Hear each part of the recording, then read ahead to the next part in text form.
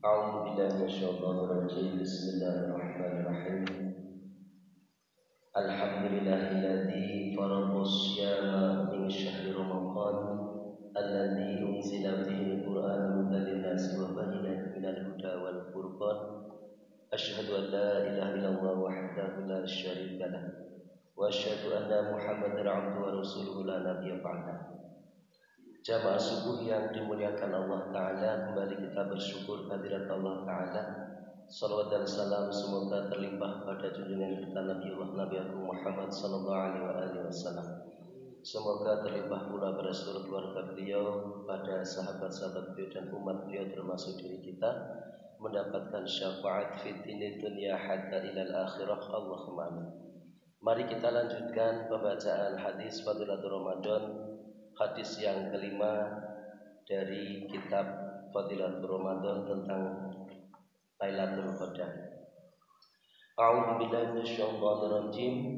An Ubadah bin Samit radhiyallahu anhu qala kharaja Nabi sallallahu alaihi wasallam liyukhbirana bi Lailatul Qadri fatalama rajulani minal muslimina faqala khabartu li ukhbirakum bilailatil qadri fatalama fulanun wa fulanun furafi'at wa asa ayyakuna khairan lakum faltamisuha fit tasi'ati was-sabi'ati wal khamisati rawahul Bukhari. Dari Ubadah bin Samit radhiyallahu anhu berkata, Nabi sallallahu alaihi wasallam keluar untuk memberitahukan kepada kami tentang Lailatul Qadar. Tapi tiba-tiba ada dua orang di antara kami yang saling mencaci. Rasulullah sallallahu alaihi wasallam bersabda, "Aku keluar untuk memberitahu kalian tentang Lailatul Qadar. Tetapi sayang, fulan dan fulan bertengkar, maka dicabutlah pengetahuan tentang Lailatul Qadar itu. Barangkali hal itu untuk kebaikan kalian. Hendaknya kalian mencarinya pada malam ke-9, ke-7 dan ke-5." Hadis riwayat Bukhari. Keterangan hadisnya sebagai berikut. 3 persoalan penting dinyatakan dalam hadis di atas. Yang pertama adalah persoalan tentang perselisihan yang menyebabkan kerugian besar sehingga penentuan yang tepat mengenai Lailatul Qadar telah diangkat dari diri kita. Di samping itu, perdebatan dan perselisihan memang selalu menghilangkan keberkahan Allah. Suatu ketika Nabi sallallahu alaihi wasallam bertanya kepada para sahabat, "Maukah kutunjukkan kepadamu amalan yang lebih baik daripada sholat, puasa dan sedekah?" Jawab sahabat, "Tentu ya Rasulullah." Sabda beliau sallallahu alaihi wasallam, "Perbaikilah hubungan di antara kalian. Jauhilah perdebatan, karena sungguhnya perselisihan dan perdebatan di antara kalian akan merusak iman seperti pisau cukur mencukur bersih rambut. Seperti itulah perdebatan akan membersihkan agama dari diri kita. Terlebih lagi bagi para ahli dunia yang tidak beragama, bahkan di antara orang-orang yang terlihat taat dalam agama dan selalu berzikir lama-lama, sering terjerumus dalam perdebatan. Untuk itu ingatlah sabda Rasulullah sallallahu alaihi wasallam tersebut dan pikirkanlah tentang agama kita agar kita dapat memperbaiki diri kita." Pada pasal pertama dalam buku ini telah dibahas mengenai adab dan tata tertib berpuasa. Rasulullah sallallahu alaihi wasallam bersabda bahwa menyakiti seorang muslim adalah dosa besar sama dengan riba.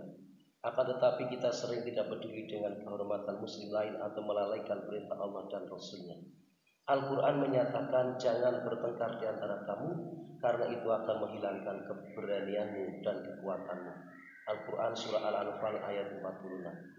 Sekarang adalah saatnya bagi orang-orang yang selalu menyakiti dan mengganggu kehormatan serta harga diri orang lain agar memikirkan dan merenungkan betapa mereka telah merugikan dirinya sendiri. Hendaknya mereka berpikir bahwa perbuatan tersebut sangat tercela dan menjadikan diri mereka hina dalam pandangan Allah. Hadis lain menyatakan bahwa amal perbuatan manusia akan dihadapkan pada Allah pada setiap hari Senin dan Kamis. Barang siapa bertobat pada hari itu, tobatnya akan diterima. Barang siapa meminta ampun kepadanya, ia akan diampuni.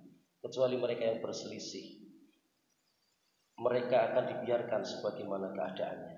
Sebuah hadis menjelaskan bahwa malam Baroah, yaitu malam 14 Sya'ban atau nisfu Sya'ban, rahmat Allah diberikan pada seluruh makhluknya dan maghfirah diberikan dengan berlimpah kecuali kepada dua orang. Yang pertama orang kafir, yang kedua adalah orang yang menyimpan dendam kepada orang lain. Hadis tersebut menyebutkan tiga orang yang sholatnya tidak akan naik walaupun sejengkal dari atas kepala mereka. Antara lain adalah orang-orang yang bertengkar. Hadis tersebut telah menyimpang sedikit dari pokok pembicaraan. Hal itu sengaja saya nukilkan karena bukan hanya masyarakat awam, bahkan para tokoh masyarakat, orang-orang mulia dan alim ulama telah terperosok dalam perbuatan ini dalam majelis dan pertemuan-pertemuan mereka.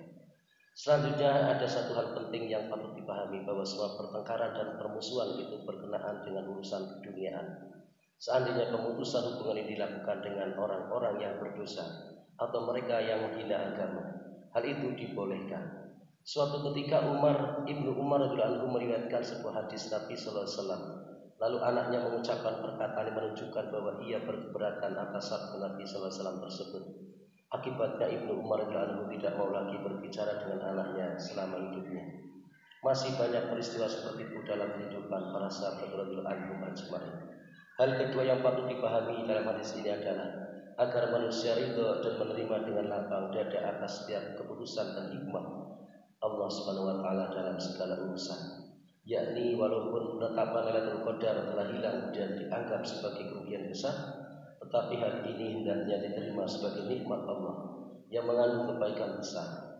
Karena Rasulullah SAW bersabda, yang demikian itu mudah-mudahan lebih baik bagi kalian. Inilah sebuah pelajaran yang sangat penting untuk direnungkan, bahwa setiap saat Allah Ta'ala selalu merahmati dan mengasihi hamba-hambanya.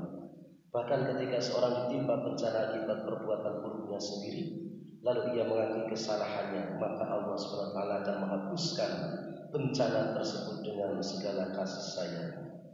Bencana itu akan menjadi penyebab turunnya kebaikan. Tidak ada yang sulit sedikit pun bagi Allah Subhanahu wa taala. Masih cukup panjang penjelasannya, semoga dapat dilanjutkan pada pertemuan berikutnya.